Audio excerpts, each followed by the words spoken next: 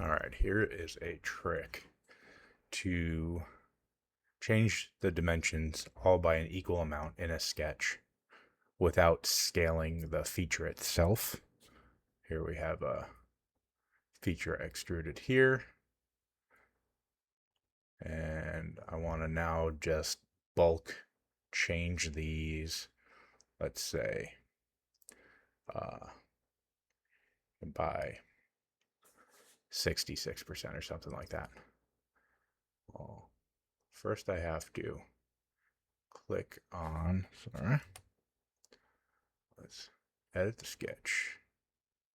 Click on the origin point here and notice that the coincident origin point, I'm going to delete that. It's going to go under define for a second. I will fix this, but I'll go tools,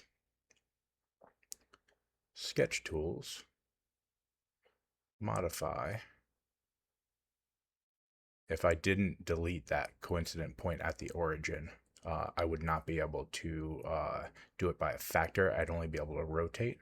So let's just go 0.33, hit enter, it scales, hit enter again, it scales even more. Well, let's just go factor 1. Let's just go factor 3. Pop it back up like that. There we go. So I can close it out there.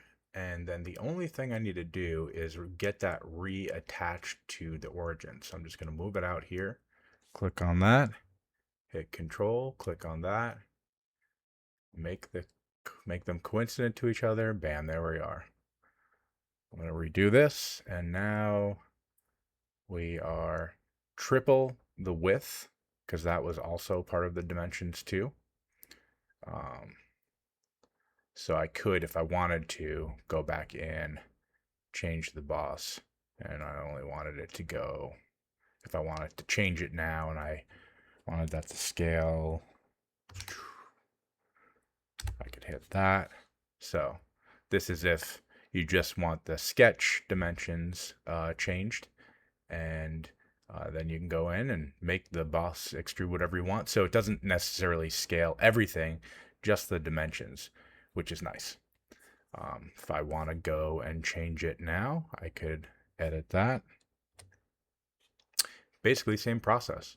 Click on that, click on the coincident, delete that, go to Tools, Sketch Tools, Modify. Let's, maybe I want to double it from here. Factor 2.